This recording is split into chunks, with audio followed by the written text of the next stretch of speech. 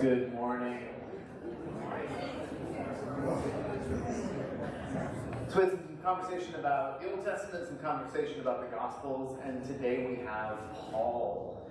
Now, there's a ton of speculation on St. Paul, his writings, how his things were written. There's really only one kind of definitive, reliable book on Paul. And it's widely available. It's called the New Testament. It's got some biographical stuff. It's got some theological stuff. It's excellent. What about Trump's copy?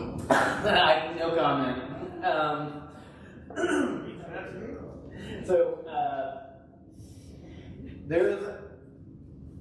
There have been over the years different sort of speculations about Pauline authorship. So it's kind of one thing to address. So we have basically the corpus of Paul. We have Romans, 1 Corinthians, 2 Corinthians, Galatians, Ephesians, Philippians, Colossians, 1 Thessalonians, 2 Thessalonians.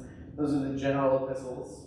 Down here you have these pastoral epistles written to specific individuals, Philemon, 1 Timothy, 2 Timothy, Titus. And then you have the big question mark, what is it, where does it come from? Hebrews. So everything aside from Hebrews, these are all letters. They all take this very specific form. Hebrews is not a letter. It doesn't mention Paul. It's a big question mark. So over the history of the church, there have been probably the majority who would say this is a work of Paul of Tarsus. There have been a minority who have said, we don't know who this is by, or maybe we do know who it's by. It's by Apollos. It's by the Virgin Mary. It's by, also literally, there's a 5th century church father who says, I think it's probably the Virgin Mary who wrote the Epistle to the Hebrews. There's been one interesting suggestion, because the theology is thoroughly Pauline. There are no kind of theological points of dissension. Microphone. Yeah. Check. Weird. Very mysterious. We had the sound guy out to fix this, and then apparently he didn't fix it. So with Hebrews, it's not a question of having an alternate theology. Can everybody hear me okay? Yeah.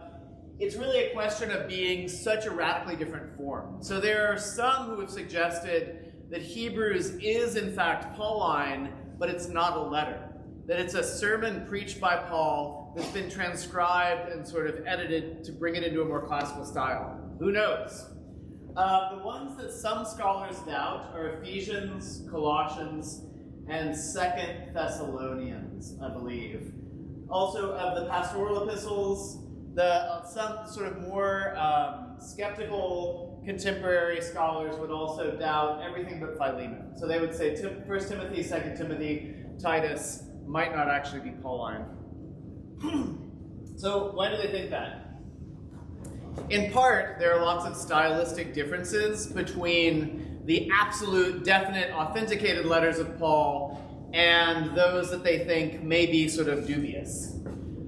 The problem with this is that, and I've mentioned this before, oh, it's back, right. Thank you, Roland. The problem with this is that actually we know from just a classics perspective that Paul did not write any of the Pauline epistles. I mentioned this before. So if you turn to the final chapter of Romans, chapter 16, and you go down to verse 22, Paul is giving these salutations to all the people of the community in Rome, and then he says, I, Tertius, who write this letter, also greet you. Romans is written by some guy named Tertius. So I've talked about this before, but just very briefly, in the ancient world, writing was a professional skill, as it is today. So today, you might have someone who works for IBM as a scientist, and she will write up some incredibly complex scientific statement on the working of some obscure part of a computer, and then that gets sent off to a copywriting department, and they say, like, plug the video card into the slot marked video card. So you have the sort of person with the idea, and then the professional writer who translates it. In the ancient world, you have the epistle, a formal letter, is a specific kind of rhetorical form that conforms to norms, and there are expectations of what would be in an epistle. It's this very formal style of writing. This is a style of writing that is primarily used for writing to groups of people. So if you write an epistle to Caesar, you're not actually, it's not like an email to Julius Caesar. You're actually writing to Caesar's court. And this is something that's going to be read out loud to a group of people in this very formal rhetorical style. So all of these epistles actually conform to the style that we know of because we found a tremendous number of these formal epistles primarily in Egypt, where high humidity in the Nile Delta and sand preserve a lot of stuff. So you start out, this is not Paul specifically, this is just any Greco-Roman formal epistle. You start out with a 2, like you have the governor Gaius Julius Maximus whatever, 43rd governor of the province of whatever, nominated this year. So you have the person and all of their titles. So that's from.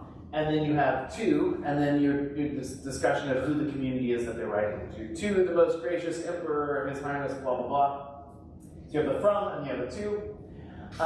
And then you have basically a kind of structure that is gone through. So you have a formulaic greeting, you have a thanksgiving, you have the body of the letter, and this often has the background of why you're writing the letter, a petition that you're making, a special form of address in which you say, you, the person I'm writing to ask this favor, you are so utterly fantastic, I'm crazy about you. Then you have a restatement of the petition just to remind you. You have a closing that might have instructions on, and if you would be so good as to forward me this $10,000, this isn't the address to which you would send it. And then you would have a farewell, often written in your own handwriting. So this is kind of like, you have the secretary type up the letter, and then you sign it yourself. And that farewell is often a little greeting. So Suetonius, the Roman biographer, says that Octavian, Augustus Caesar, signed and dated all his letters himself. And he points this out as this kind of special thing. He always wrote the date in the greeting. It's kind of a pretty cool thing. So if you read a Pauline letter, it'll say, Paul, an apostle of Jesus Christ, etc., etc. Here are my titles. Here's my name, here are my titles. And then they'll go into the community at Corinth who are doing this and this and this, so who it's to. You might have a formulaic greeting, like grace and peace from God the Father and the Lord Jesus Christ. Then you would go into a thanksgiving. So in a pagan letter, this would be, I give thanks to Isis for always preserving your dignity, blah, blah, blah. In Paul's letters, it's always, I give thanks for you because you have done this. You have been ardent in your faith and your zeal, blah, blah, blah. But it's the same format. And then in the body, there might be some background, there might be petitions, etc. There would be a closing. The grace of our Lord Jesus Christ, the love of God, and the fellowship of the Holy Spirit be with you all.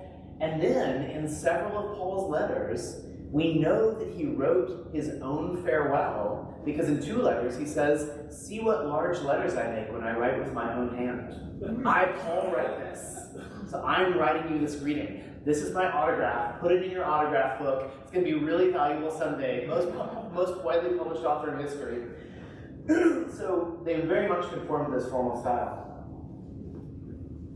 This is a professional letter. These are letters written by professional authors that are good at writing this style. So when you would write a letter like this, you would use a scribe or an amanuensis. And in some situations, you might say to the amanuensis, take a letter, and then you would dictate, and they would correct your diction, they would make your word choice more diverse or more accurate, they would correct your grammar, they might even change the format of what you're saying, and they would give it back to you. And you would read it through and you say, I didn't mean that, yes, this is great, oh man, that's the perfect word, that's what I was trying to think of, I couldn't think of that word. You would go through it, make edits, and then they would write out a clean copy, and that's the one that gets sent. This gets written up, and Elizabeth Fisher, please correct me anytime, because this is actually Elizabeth Fisher's profession. So, it would get written out on papyrus, rolled up, kind of like a scroll, and it would be sent. But there was no postage system for people who are not Roman government officials. So it would be sent by somebody, like you would give it to somebody, and that person would get on a boat and go wherever the thing is supposed to go, deliver it to the people and read it to them. This is part of the role of the messenger. And not only would they read this to the community to whom you're writing, they would be expected to be answerable. They would answer questions if people had questions about this text. So for a lot of Paul's letters, the majority of Paul's letters, there's not even a single author listed. It's Paul and Titus, Paul and Silvanus, Paul and Titus again. So you have Paul and Timothy, Timothy, Paul and Sosthenes. So you have these people who may actually have been the messengers that are sent with the letter, or they may just be co-authors that are also talking to the amanuensis as he or she is writing. Or sometimes it might be the amanuensis. We don't know. Kind of interesting stuff. So the stylistic differences, it's very hard to make an argument from our kind of classics perspective that these stylistic differences would mean there is not one single author behind them, because this is very normal in the ancient world. Paul's also traveling around constantly. If you read the book of Acts, he's going on all these different journeys. He's getting arrested here, he's getting arrested there, he's stuck in Rome for a couple of years. So he's working with different people to write these texts. There's a theory, please, Marina? Yeah, I guess you're destroying an image I have when I've read those letters, that he actually delivered it. And so did he ever hear from the people who were there what they thought, or was it through somebody else that he heard the response, because he didn't deliver these? These are great questions, but yeah, he didn't deliver them himself. He's writing these to be sent, and lots of them he's actually writing from prison. So he's jailed in Jerusalem for a number of years. He's also jailed, he's under house arrest in Rome for a number of years. So a lot of these are getting written from afar and then being sent by messengers. Someone asked at one point in another class, how did an amanuensis, a scribe, like if you're in jail, how do you hire somebody to come write your letter? And Elizabeth Fisher, please, anytime, jump in. But in the ancient world, especially in the Greco-Roman world, prison visits were not only common, they were the way that prisoners survived, because they didn't feed you in jail. You had to have people constantly coming, constantly bringing you food, constantly visiting you to keep you alive. So this is actually very normal. So when were these written? So the big answer is, it doesn't say in the New Testament. They don't have dates. So all of these are guesses. Some of them are really good guesses. Some of them are just like wild guesses.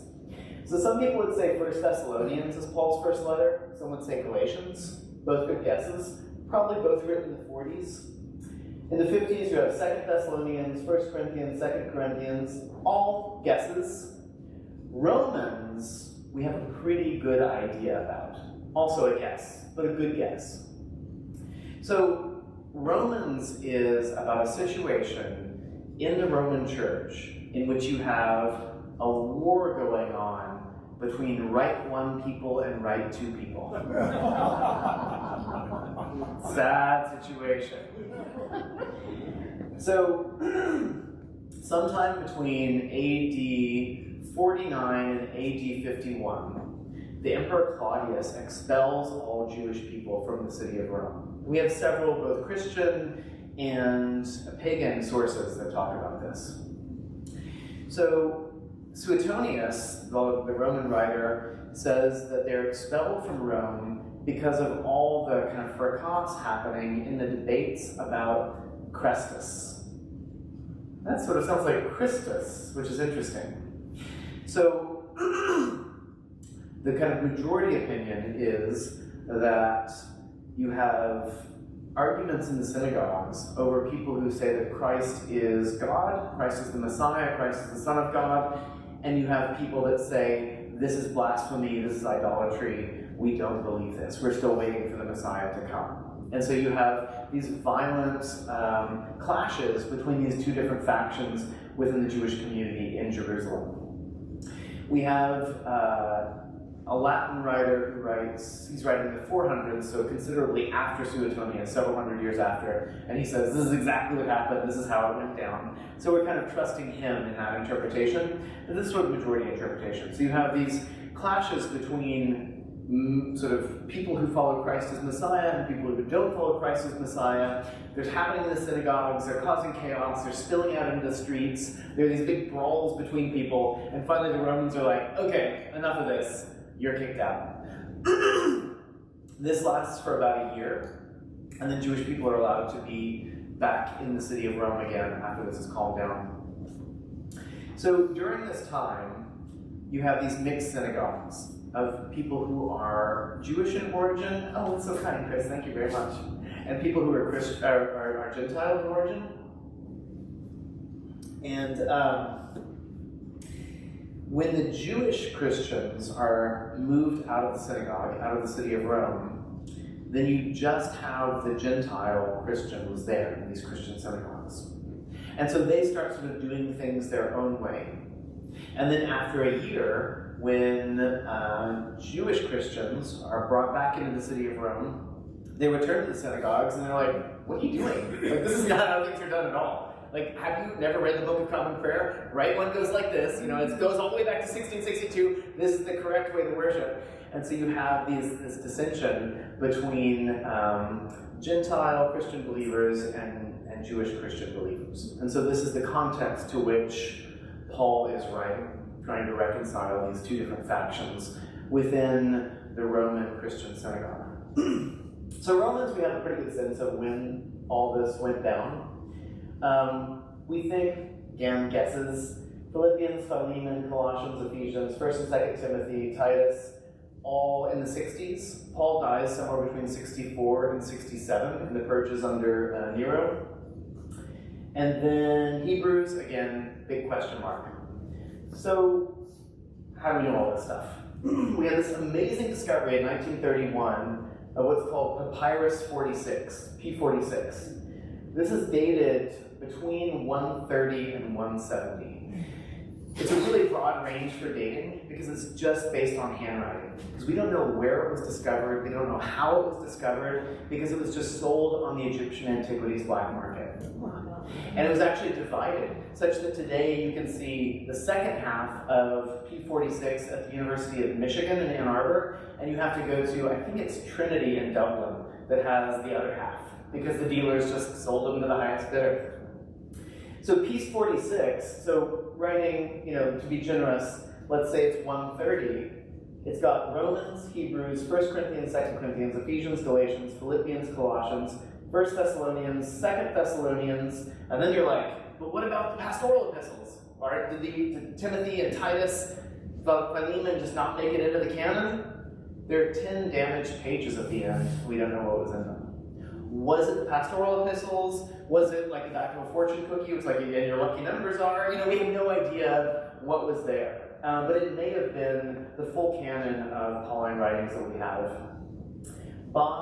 We also know that by the kind of 130s, there's also a heretical collection of Paul's writings called the Apostolicon. Not heretical writings of Paul, but just collected by this heretical theologian, Marcion, to kind of bolster his claims. And in this, all of our canon of Paul is present in that Apostolicon. So we have a pretty good idea that by the early 2nd century, everybody thought all this stuff was written by Paul. So that's a pretty good case for Pauline attribution. You know, if I said to you, let's say we're like, 60 years after the fact, and I'm like, okay, here is this album by Elvis Presley, and I play you a song by the Monkees.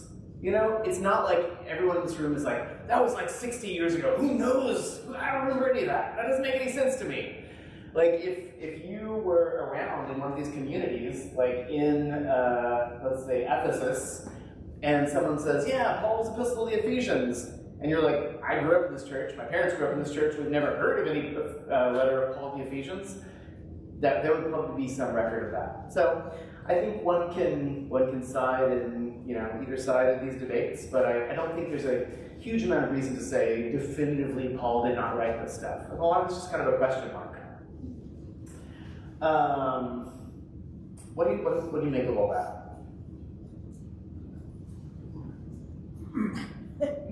Wow. It's a lot of stuff. I mean, there are these, the economy is based on novelty. You're making an original contribution to knowledge. And so every 20 years, you have all these people making these new contributions, and then they get refuted 20 years later, and it's like Thomas H. Kuhn's paradigm, Structures of Scientific Revolution. So, probably 20, 30 years ago, anyone who said Paul wrote Ephesians, they'd be like, oh God, did you even go to college, you know? And now, if you go to the American Academy of Religion and say Paul definitely did not write Ephesians, people would say well, you know, he might not have written Ephesians, we don't really know. So it's just kind of like one of those paradigm shifts.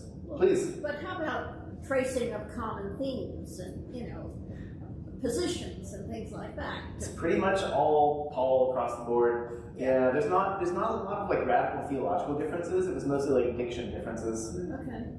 Please. So, was he the only one who would take the initiative to write these, or where was everybody else? Why was there other letters? That's a great question. Why were there other letters? Where was everybody else? For one thing, letter writing in the ancient world was an expensive undertaking. So you were hiring a scribe, you were paying for materials, you were paying for somebody's boat ticket. It's an expensive enterprise. There were lots of letters going back and forth in the ancient world. So of course in the New Testament we also have a couple of others. We have James and Jude and the 3 letters of John. We have some almost contemporary letters. So we have First and Second Clement. First Clement is contemporary, Second Clement maybe later. Maybe 40 years after this, we have the epistles of Ignatius of Antioch. So there are lots of early Christian letters flying back and forth. I always say this, but it's important to think, to stop and think, what from the stuff in your house will be around 2,000 years from now? You know? How many of your letters, your books, your old receipts, whatever is still going to be around? We've lost almost everything from the ancient world. We just have these little fragments, and so it's so astonishing that we have so much of the Pauline corpus still. Please. Does that collection of Paul reflect the life of Jesus? Does that collection of Paul reflect the life of Jesus? So, Paul is such an interesting figure because during the life of Jesus, Paul was either unaware of Christ or had already begun his ministry of killing Christians because they were worshiping this idolatrous, non-God rabbi. And so Paul calls himself one born after his time, but he always calls himself Paul the Apostle. So apostle in Greek means official representative, official spokesperson. So Paul has lots of experiences of Christ that he talks about, but they're post-resurrection experiences. So I think if one were skeptical or coming from an atheist background or whatever, you'd say, of course not. He just made all this stuff up. He didn't even know Jesus. If one's coming from a Christian perspective, you would say he had this profound experience of Christ and knew Christ profoundly well, but it happened on the road to Damascus. It happened in a prison cell. It happened in all these just visions or just experiences that he had of the resurrected Christ. But does he speak of Jesus? A lot. Yeah, tons. Yeah, basically, all the Pauline epistles are just about Jesus. That's a great question. Please. But there's a lot that is totally impenetrable. When we read in lectionary, we read things that are suitable to be read aloud. You read to yourself and you just don't understand what's going on. And if the amanuensis, did he understand it? Is it possible that this got a bit garbled or was recorded in a way that somebody didn't understand and Paul was actually clearer? So Susan's question is, this theology is so abstruse, could it be that the amanuensis kind of got it garbled and Paul was actually clearer in speaking? It's a great question. I think, we're reading with 21st century mediocre Christian ears, and these were first century Christians who were absolutely willing to die for their faith. These were people who had basically given up societal relationships, given up being a normal human being, going to any public event, giving up serving in government, serving in the army, had turned their backs on society and said, I'm going to go to church every Sunday, even while there's a purge, even if most likely me and my family are going to be killed for going to church. So I do think that when I read Paul, I have this gargantuan deficit, both of time and also in just dedication to Christ. I don't have that level of holiness in my life. And so I think to me, there are things that seem confusing, and then I talk to a really holy person, and she's just like, oh no, this is what that's about. And I think, oh my gosh, that is what that's about. I never saw that. And so, I think that we're just at quite a remove in a lot of ways. Good question. Please. So what is the Cliff Notes version of the intelligible parts of Paul's theology? What is the Cliff Notes version of the intelligible parts of Paul's theology?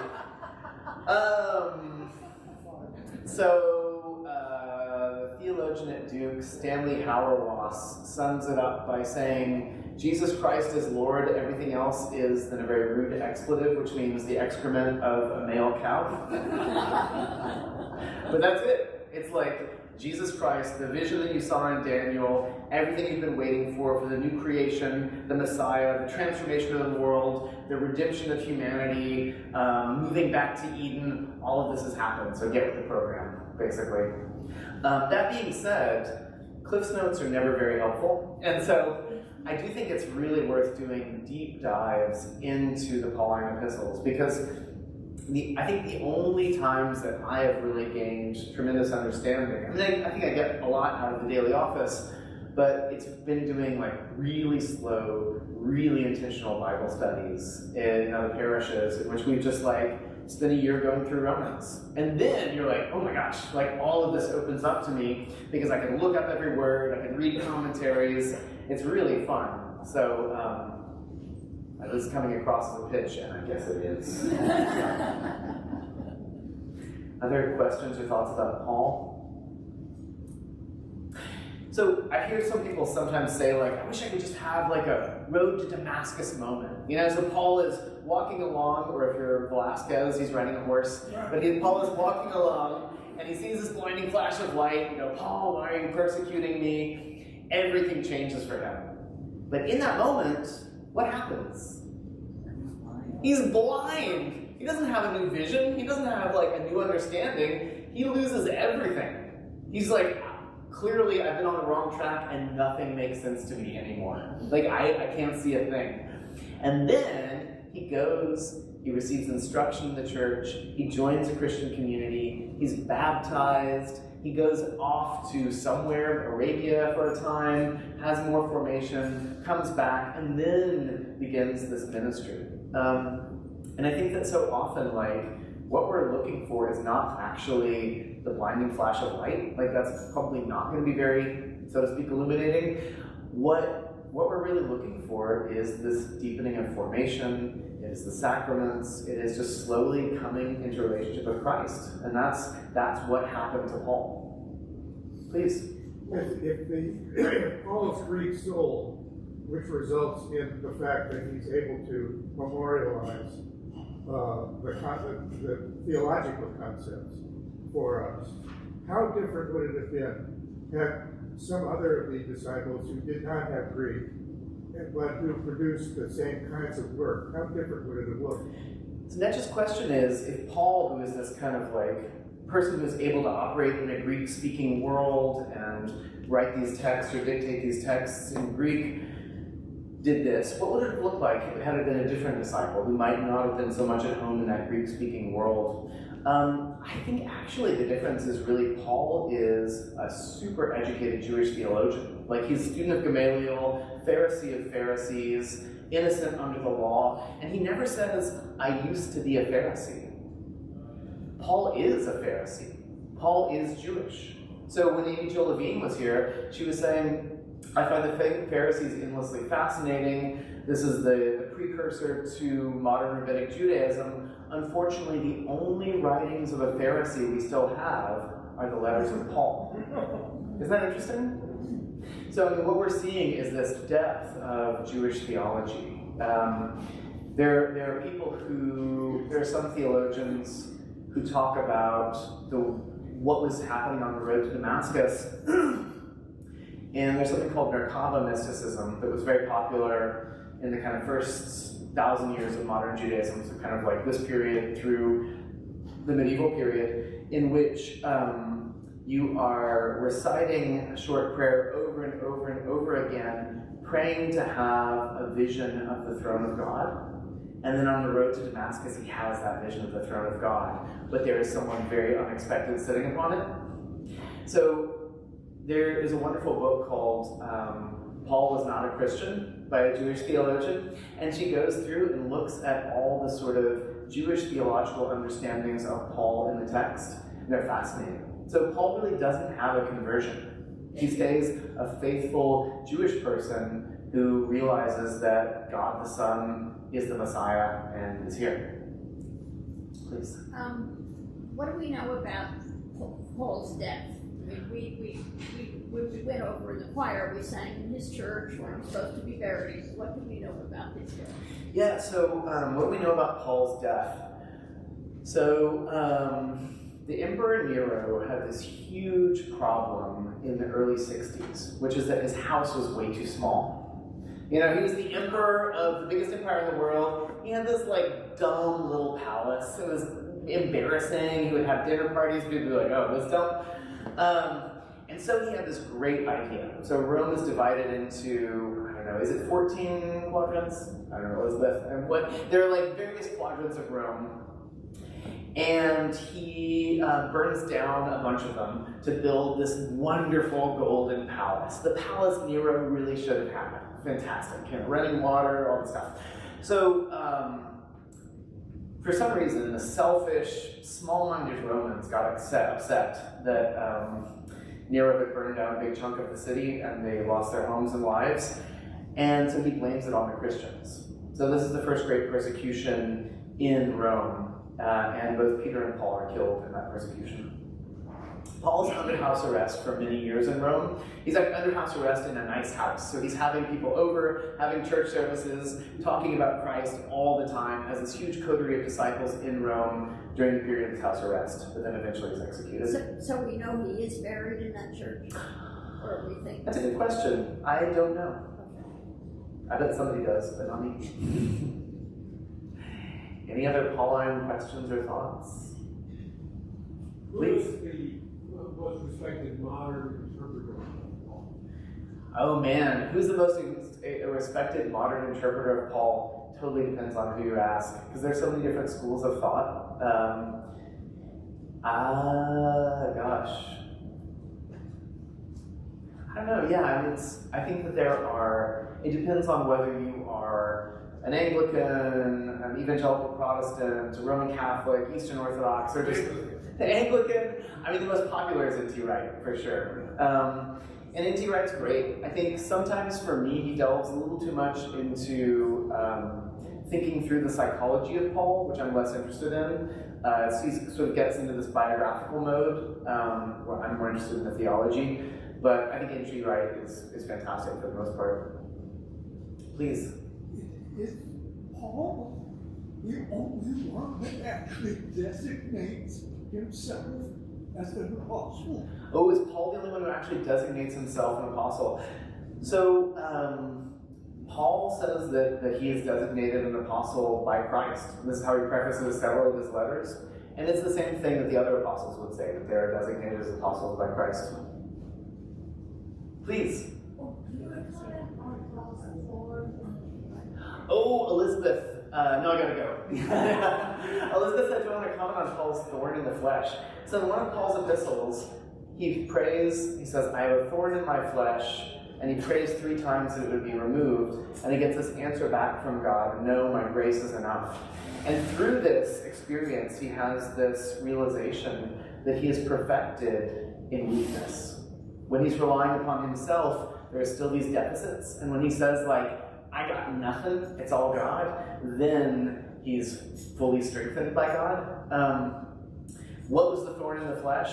Could have been an actual thorn in his flesh, could have been some mental thing, could have been some physical ailment. There are a million theories, and I have no clue. But I do think it's a really beautiful passage. And I think it's also this kind of wonderful example of praying selfishly, you know?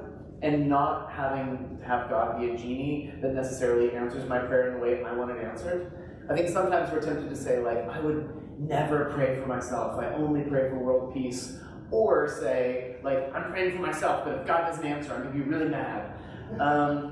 And Paul is like, Whether it's a little foreign, whether it's a gargantuan psychological thing, whatever it is, I'm praying about it because it's on my heart, it's driving me crazy. And then he receives an answer from God, and he says, this is an even better answer than the one that I hoped for, which is beautiful. On that note, I'm going to go to church. Not that it's a thorn in my flesh, it's the opposite. But see you all next week. Oh, very briefly, next week, Hollis is going to give us a trip through the finances of St. Albans. We're going to look at the 2024 budget, which we didn't get to do at the annual meeting, so be there at Louis Square. Thank you. Peace.